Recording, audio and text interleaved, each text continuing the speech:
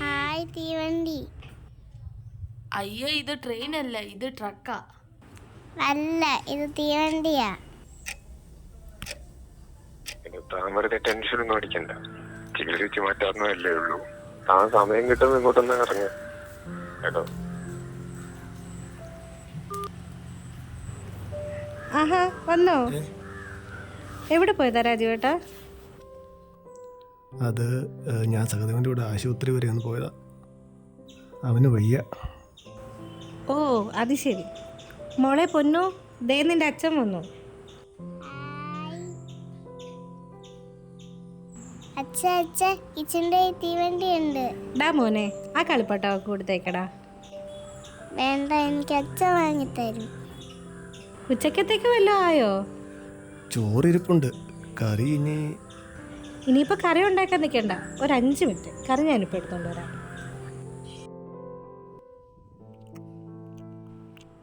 അച്ഛ, നമുക്ക് തീവണ്ടി കാണാൻ പോയാലോ?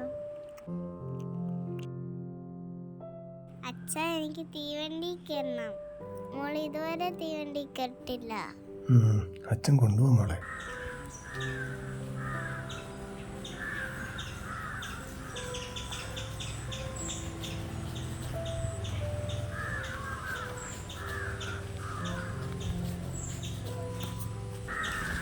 അച്ഛ, നോക്കിയേ, മോൾ വലിച്ച തീവണ്ടി.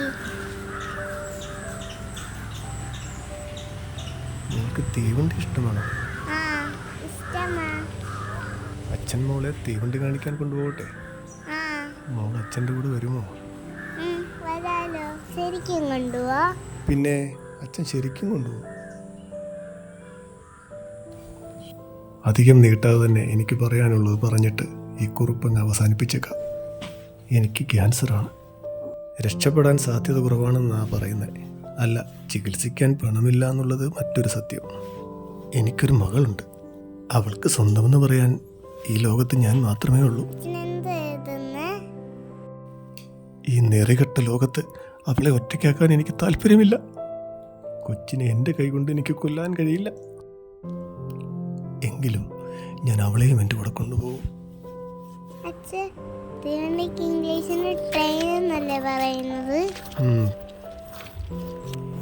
ആന വരുന്ന ചങ്ങാതി, ആകെ ഒരുക്കാൻ ചങ്ങാതി, കരിമല പോലൊരു ചങ്ങാതി, കറുകുള ഉള്ളൊരു ചങ്ങാതി, വണ്ണൻ കാലുകൾ 4 എണ്ണം, നീലക്കൊമ്പുകൾ 2 എണ്ണം.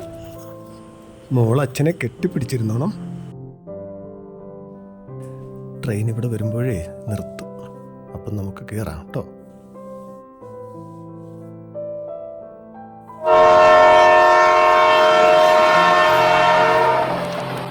അയ്യോ, കിച്ചന്റെ ഇന്ന് തീവണ്ടി അല്ലായിരുന്നു.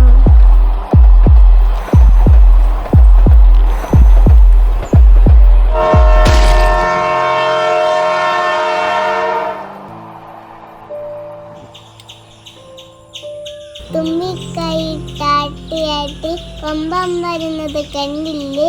പേടി വരുന്ന ചങ്ങാതി, ഓടി ഒളിച്ചോ ചങ്ങാതി.